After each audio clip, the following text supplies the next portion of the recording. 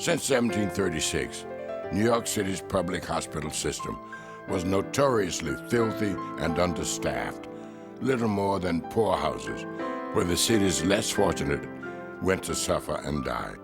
The service workers that labored in the public hospitals would come to know some of the nation's worst working conditions and lowest wages.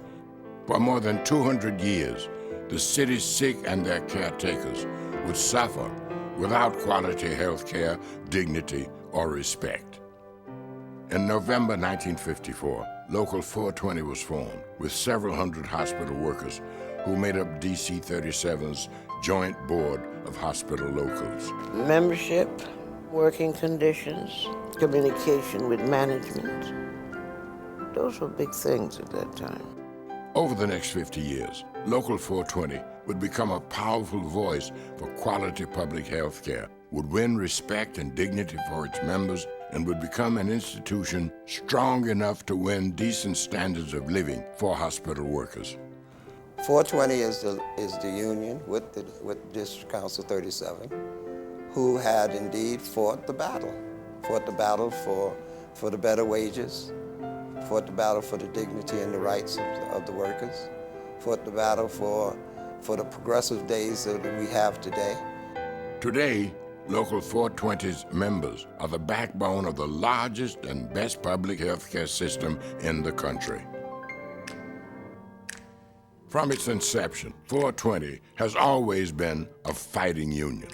Its membership, largely black, Hispanic, immigrant, and female, has never just settled for bigger paychecks and better working conditions. They have fought tirelessly for social justice and dignity to the same degree that they have fought for workers' rights.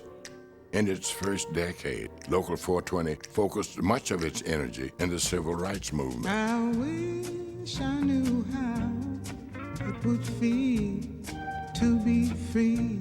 Jerry Worth, DC 37's charismatic leader at the time, fostered and built up labor's natural coalitions within the civil rights movement. The year after Local 420 was formed, Worth assigned future civil rights leader James Farmer to organize the city's hospital workers. The grievances were seldom built around money, Farmer wrote. They were built around two words: decency and dignity, to feel that you are somebody of importance. Farmer went on to become the founding director of the Congress of Racial Equality, and when Martin Luther King Jr. and A. Philip Randolph organized the historic March on Washington, Local 420 was there to provide people, power, and money to the cause. It became a very brotherly, sisterly operation, all the way up to Dr. King. Then you'd see and agree that every man should be free. Local 420 grew due to the efforts of powerful visionaries, such as Jerry Worth's successor at DC 37, Victor Gottbaum. In 1965, Gottbaum led 6,000 social workers out on strike for 28 days. Because Gottbaum showed that it was possible to strike the city, New York was forced to create the Office of Collective Bargaining. When the unions finally won the right of collective bargaining, that's the first time the workers were then able to be level in terms of getting the equal salary in the titles in which they were in. If you didn't have a Local 420, you would not have citywide bargaining as it is today. This strike marked the arrival of a passionate young organizer named Lillian Roberts. Well, I joined ASME in 1958. I was in Chicago at the time. And then I started working with Victor Gottbaum. He asked that I stay and help them to organize Local 420. After the strike, under the guidance of Lillian Roberts, Local 420 members stepped up to the plate and fought to represent all of the city's municipal hospital workers. Roberts ran the campaign around the issues of education, training and upgrading, and promised Local 420's members respect and upward mobility for the first time. Their self-esteem was very low. They were treated like nothing. You gotta treat their aides with respect. They're not here to be called, hey, you, come here. They have a title. They've qualified. Plus, they're healthcare workers. One of the most important levels of our entire society. I don't care whether you go to the armed forces, take a trip to space, or you're around the corner and you faint in the street. When you're getting your medical care or when they're taking you to get your medical care. Never mind the doctors, you'll see them, the ambulance drivers, you may remember them. But the first person that might be very close to you that you pay attention to may be your nurse's aide. Could well be, long before the social worker and other titles get to you. They're the ones who might have to undress you so you can see the doctor. One of the things that I did was to change the uniforms of the nurses' aides to put them in white. We negotiated a white uniform, white stockings. They had an insignia which said nurse aides, and it gave them a sense of pride and dignity. When the union election day came, Local 420 narrowly won the right to represent the city's 17,000 hospital workers. The victory made Local 420 the largest hospital workers local in the country and made DC 37 the largest municipal union in the land. This union has used the education department to give real career meaning to all our members, not just the usual promotional opportunity stuff, but we have the best high school equivalency programs so they can promote upward and develop upward. After the election, Lillian Roberts lobbied the Department of Labor for a training grant for Local 420 members. I went to Washington to see that if we had won, whether we could get funds, which we did get funds, to train nurses' aides and individuals to upgraded positions.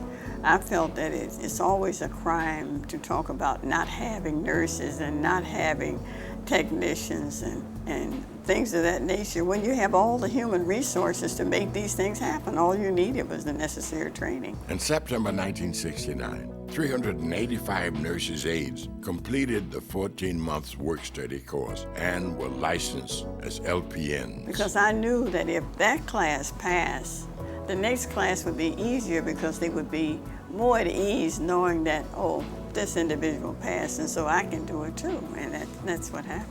And in their first contract, the hospital workers negotiated with the city. Local 420 members won on-the-job training and in-house technician titles for a variety of hospital aides who were more skilled and performing a higher level of work.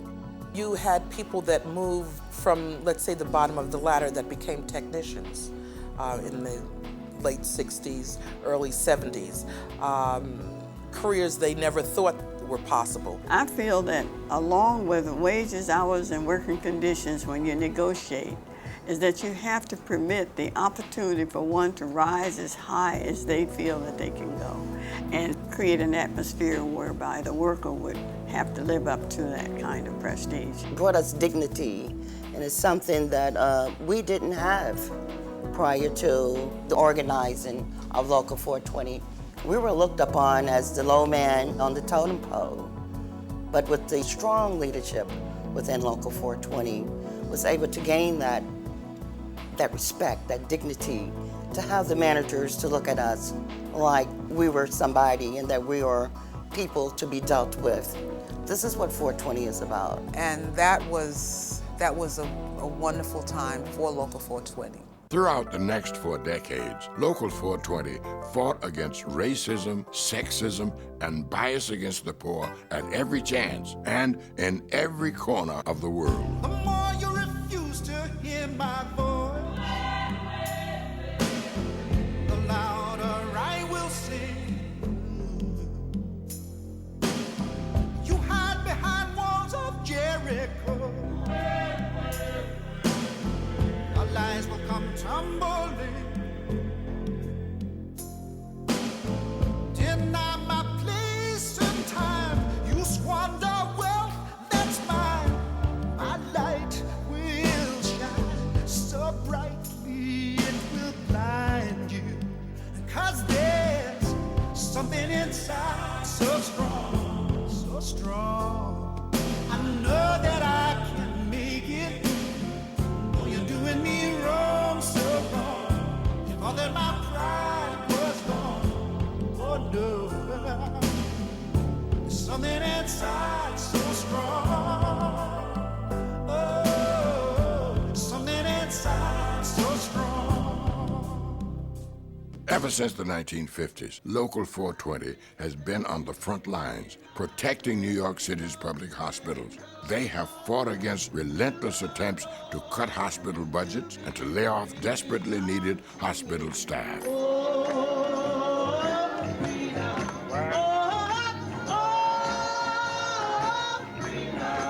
Local 420 has always fought with an arsenal of political weapons. Strikes at hospitals, demonstrations at City Hall, petition drives, and letter-writing campaigns have been deployed by the hundreds, all in the name of protecting public health and the hard-won decency of the healthcare profession.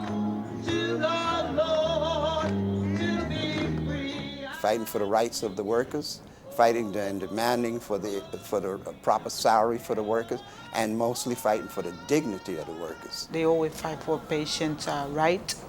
They always fight for members' right, all the time.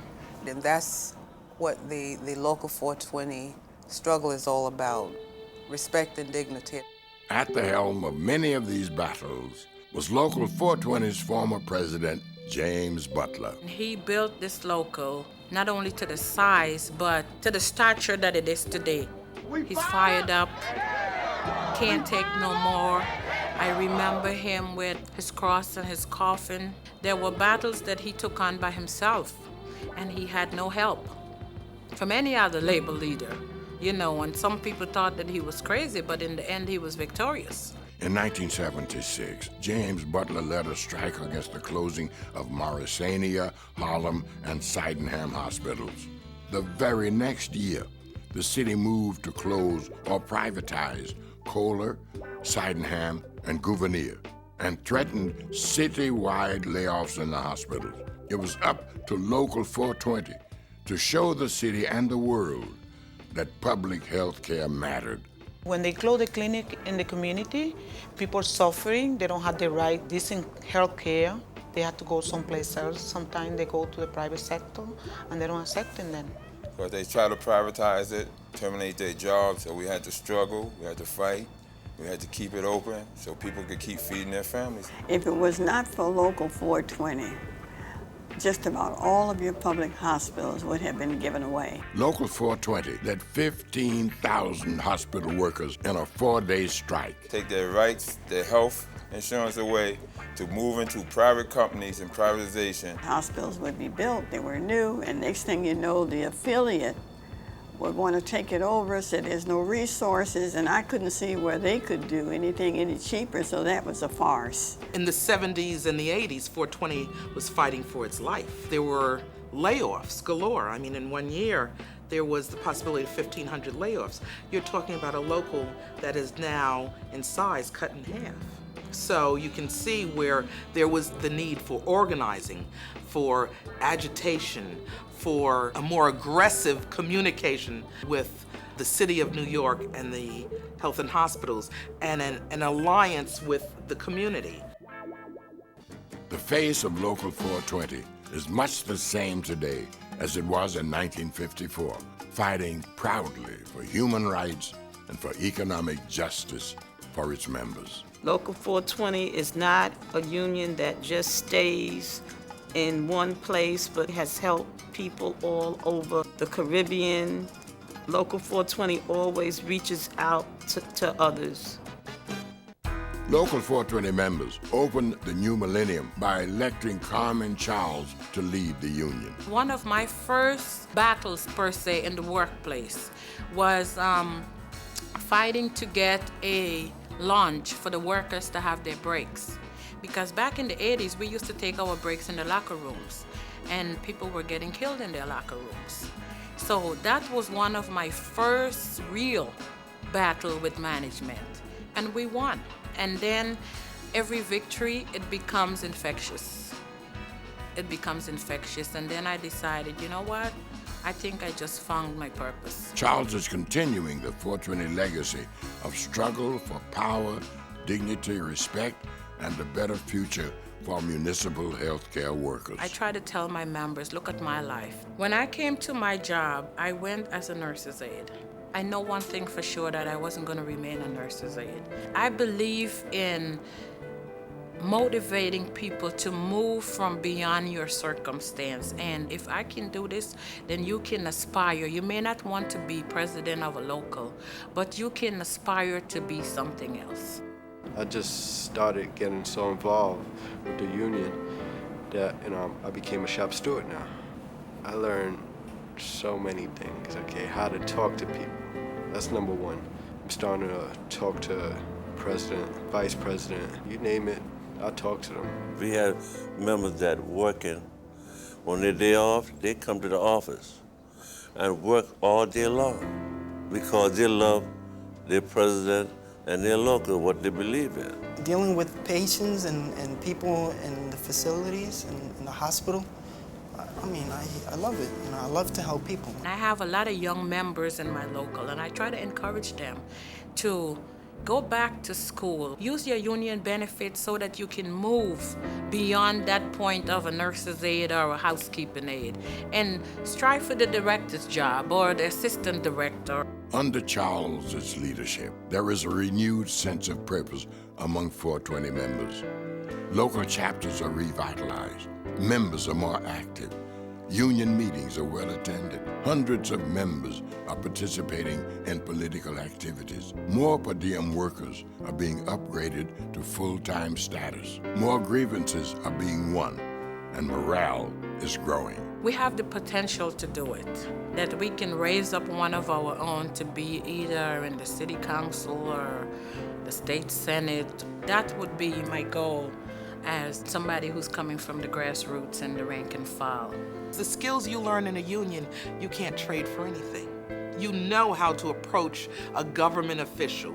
You know how you learn to lobby. You learn to communicate. You learn to organize better. To organize your block, organize your community, organize your family. You learn to focus. A strong, active Local 420 is as important now as it was when it was first conceived. The city's Health and Hospitals Corporation is now recognized as the best public health care system in the country. We have learned from the past. However, there are changes that are being made. We are able to accept those changes with the leadership that we are under now, and we're moving. We're moving forward, and we're strong. Yes, I'm part of the growth. I'm part of the beginning. And even though I may retire, I'm not the end. Because every time I see somebody who do something in the union, every time I see somebody who do something in Local 420, I'm there. They are still carrying on what I did, and I feel proud and good for that. When you serve humanity, can't put a dollar figure on that. Can't put. And for us that serve the sick, there's no amount of money that any government, any administration could pay you to do what we do. Because I believe that we truly do God's work.